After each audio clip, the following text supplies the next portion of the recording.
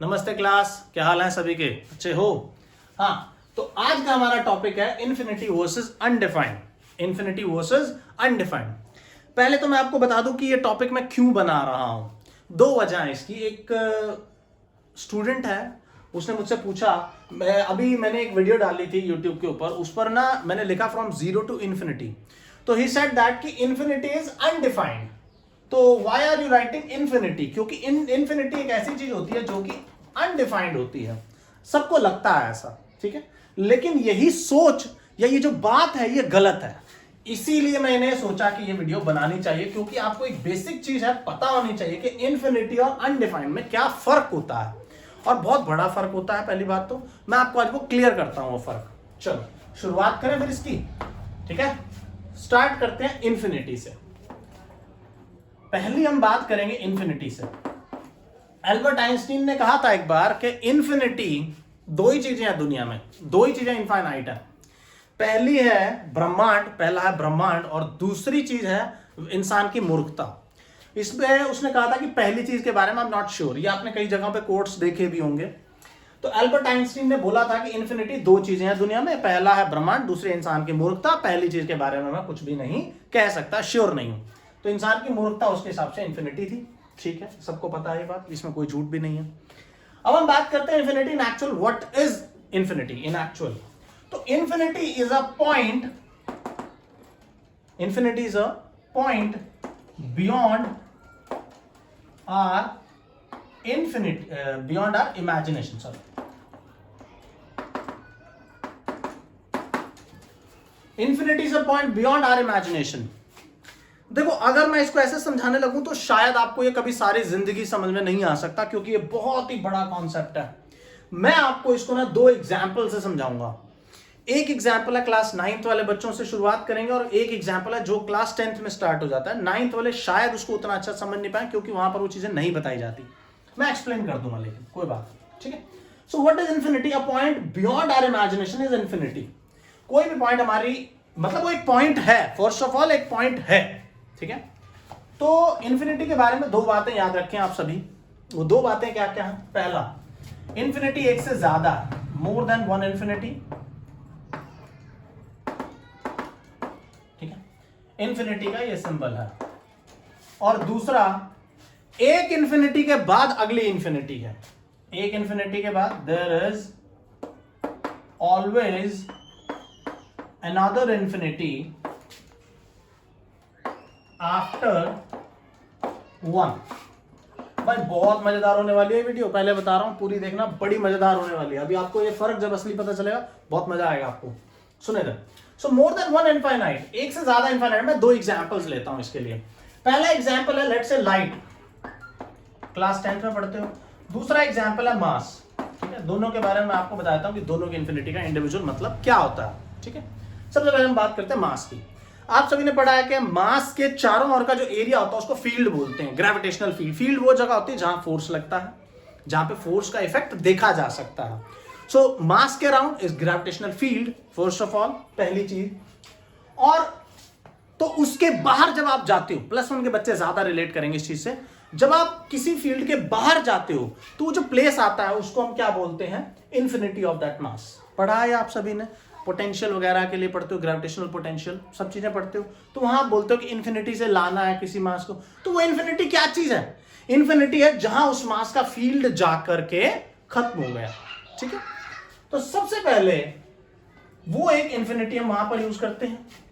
एक इन्फिनिटी है जो हम लाइट के केस में यूज करते हैं। अब लाइट के केस में इन्फिनिटी क्या होती है? लाइट के केस में इन्फिनिटी का मतलब होता है बेसिकली एक ऐसी जगह जहां से जो लाइट आपके पास आ रही है ना, जो लाइट आपके पास आ रही है, जहां आप ऑब्जेक्ट्स को देख तो पाओगे लेकिन क्लियर नहीं देख पाओगे, ये नहीं देख पाओगे कि वो ऑब्जेक्ट की एग्जैक्ट लोकेशन, पोजीशन, सब कुछ क्या है, ठीक है।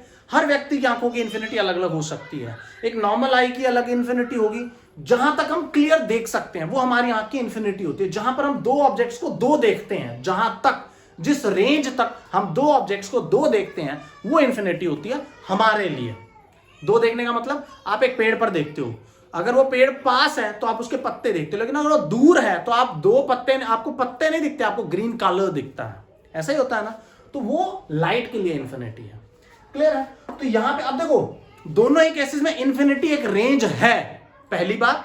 सो there is infinity which is beyond the imagination of that concept, mass में, उस मास के इमेजिनेशन, उस मास के फील्ड से बाहर, एक बात। दूसरी बात, इंफिनिटी के आगे भी इंफिनिटी है, तीसरी, चौथी, तो इंफिनिटी के आगे भी इंफिनिटी है। क्यों? क्योंकि आपने मास का फील्ड क्रॉस किया, इंफिनिटी आ गई, उससे आगे क्या और इंफिनिटी नहीं होंगी। तो ये दोनों बातें आपको समझ में आ रही होंगी, मोर देन वन इंफिनिटी, और एक के बाद दूसरी चलती जाएगी।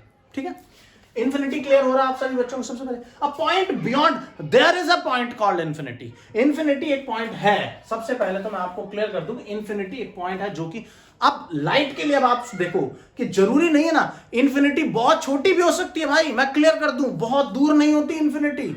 इंफिनिटी बहुत नजदीक भी हो सकती है, 2 सेंटीमीटर, 5 सेंटीमीटर, 10 सेंटीमीटर, 20 सेंटीमीटर, कहीं भी हो सकती है infinity.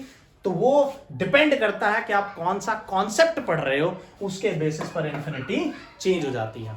I guess infinity clear हो रहा होगा सभी बच्चों को। ठीक है, इंफिनिटी मास की रेंज, मैग्नेट की रेंज इंफिनिटी को डिफाइन, सो इंफिनिटी चेंज होने वाली चीज है भैया, क्लियर हो रहा होगा I guess. Now we will talk about undefined और नॉट डिफाइंड। ठीक है, अब हम इस पर बात करते हैं और फिर आपको शायद से मुझे बताना ही नहीं पड़ेगा कि इन दोनों में क्या फर्क है, क्योंकि आप वैसे ही सारा कुछ समझ जाओगे। तो अब हम बात करते हैं अनडिफाइंड की। ठीक है, एक बहुत ही इंपॉर्टेंट टॉपिक है जिसके बारे में आधे से ज्यादा आधे क्या मैं बोलूंगा 90% बच्चों को नहीं पता है। ठीक है, तो अब हम बात करते हैं अनडिफाइंड की। भाई मैं इसके ना आपको 2-3 एग्जांपल्स देता हूं, प्रैक्टिकल, इंग्लिश, हिंदी, जो भी आप समझ पाओ, फिर मैं आपको मैथमेटिकली समझाऊंगा कि अनडिफाइंड क्या होता है। ठीक, चलो बात करते हैं। पहली चीज तो अनडिफाइंड क्या है, नाम में छुपा हुआ। अनडिफाइंड और नॉट डिफाइंड मतलब ऐसी कोई भी चीज जिसकी कोई डेफिनेशन नहीं है। भाई डिफाइंड मतलब डेफिनेशन होना, तो कोई भी ऐसी चीज जिसकी डेफिनेशन नहीं है वो अनडिफाइंड है, समझ रहे हो आई गेस। ठीक है, अब हम इसकी प्रैक्टिकल एक, मैं आपको इसका एक एग्जांपल देता हूं। लेट्स से मैं आपसे पूछता हूं कि दुनिया के सबसे खतरनाक जानवर का एक नाम बताओ। अब ऐसे व्यक्ति भी होते हैं दुनिया के अंदर जो शायद मच्छर के काटने से मर जाए, और शायद क्या, मैं गलत तो नहीं बोल रहा हूं, बहुत सारे लोग ऐसे हैं जो मच्छर काटने से मरते हैं, है ना। कोई भी ऐसी बीमारी हो जाती है मच्छर के काटने से, वो मर जाते हैं। कोई भी बीमारी होती है वो बड़ा रूप ले लेते हैं और वो मर सकते हैं। ठीक है, और कोई भी ऐसा व्यक्ति भी हो सकता है जो शेर के सामने भी हो और बचा रहे, और शेर से इनफैक्ट मैं कहता हूं लड़ाई भी हो जाए किसी इंसान की तब भी वो बच सकता है। ऐसा बिल्कुल प्रैक्टिकल पॉसिबल है, समझ रहे हो आप। एग्जाम्पल्स आपने देखे होंगे जरूर। तो बेसिकली अगर मैं आपसे पूछने लगूं कि ऐसी कौन सी चीज है जो डिफाइंड नहीं है, तो आप बोलोगे दुनिया का सबसे खतरनाक जानवर, मैं पूछूंगा कौन सा है, तो आप बोलोगे कि ये तो डिफाइन ही नहीं है। भाई मेरे लिए सांप सबसे खतरनाक है, वो आप में से किसी के लिए शायद वो शेर हो सकता है, किसी के लिए वो शायद एक चींटी हो सकती है, किसी के लिए या कोई और ऑर्गेनिज्म हो सकता है, या कोई भी दूसरा ऑर्गेनिज्म हो सकता है जो खतरनाक है आप सभी के लिए। लेकिन इसकी कोई डेफिनेशन तो नहीं है खतरनाक होने की। खतरनाक की क्या डेफिनेशन आप बता पाओगे? नहीं। So it is not defined. समझ रहे हो बात को? ये मैथ्स का एक चैप्टर आता है सेट्स, +1 क्लास में, वहां बताई जाती है बात। या फिर इसी का एक और एग्जांपल वहीं उस चैप्टर से मैं उठाता हूं कि मोस्ट टैलेंटेड राइटर्स, सबसे टैलेंटेड राइटर, सबसे अच्छा क्रिकेटर कौन है हमारी दुनिया में, हमारे कंट्री में, या हमारी दुनिया के अंदर, हमारे पूरी दुनिया में कौन सबसे टैलेंटेड क्रिकेटर है? आप में से किसी को लगता होगा AB डिविलियर्स, ठीक है। मुझे लगता है ऑर्थोडॉक्स खेलने वाला विराट कोहली या रोहित शर्मा, ठीक है। तो वो आपकी चॉइस के ऊपर डिपेंड करता है ना। There is no definition to the best batsman in the world, there is no definition to that. So basically that is undefined. तो कोई भी ऐसी चीज जो अनडिफाइंड है, आप समझ पा रहे हो। अब हम इसकी मैथमेटिकल एक्सप्रेशन पर भी बात करते हैं थोड़ी सी कि व्हाट इज अनडिफाइंड। इसकी बात करते हैं कि कौन सी ऐसी चीज है मैथमेटिकली अनडिफाइंड है। चलो बात करते हैं 1/0 की, ठीक है। बड़ा मजेदार टॉपिक है, ध्यान से सुना, क्योंकि हमने शुरुआत भी मैंने यहीं से की थी आपको बताने की। 1/0 इज इंफिनिटी और इट इज अनडिफाइंड, ठीक है। अब हम बात करते हैं अनडिफाइंड की। What is 15/3? What is 15/3? It is 5, you all know, सभी जानते हो 5 होता है। कैसे पता चला? क्या लगाया, क्या किया कि 15/3 5 आ गया? मैं आपको एक हिंट देता हूं। 15 में से 3 को माइनस करो, कितनी बार माइनस करोगे जीरो आ जाए? 5 बार। अगर मैं यहां लिखता हूं 5 तो आंसर आएगा 3। कितनी बार माइनस करोगे कि जीरो आ जाएगा?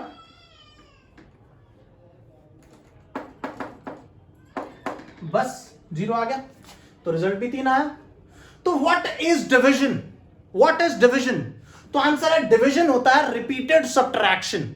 जब आप किसी चीज को एक चीज से को दूसरी चीज से डिवाइड करते हो तो उसको रिपीटेडली जब आप सब्ट्रैक्ट करते हो you will get what? You will get the result of division.